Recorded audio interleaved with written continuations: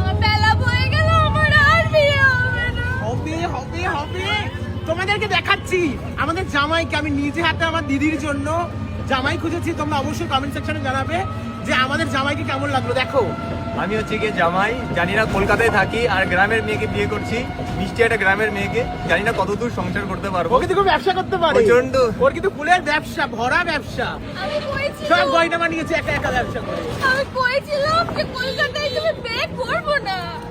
এই শহরের মানুষজনের বিয়ের কোনো নিয়ম কানুন মানে না। সেই আমার সাজানোটা ভালো হলেই হলো। আমাদের আমাদের এখানে সাজানোটা দেখে, আমাদের এখানে সাজানোটা দেখে। চুপ করো, সেই লোকটা বলছে পাগল হয়ে যাবো। নিয়ে যাচ্ছি দেবী, টেপি নিয়ে যাচ্ছি। বরটা কেমন হয়েছে জানি, ও একবার বলছে না বরটাকে এত সুন্দর পেয়েছি। বরটা কেমন লেগেছে?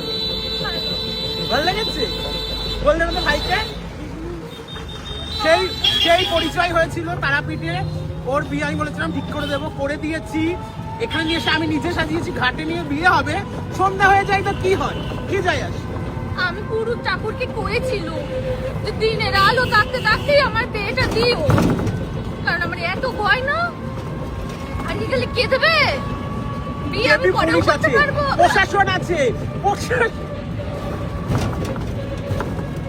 না না, বিয়ে একটাই হবে জীবনে। তোমরা কি বলো?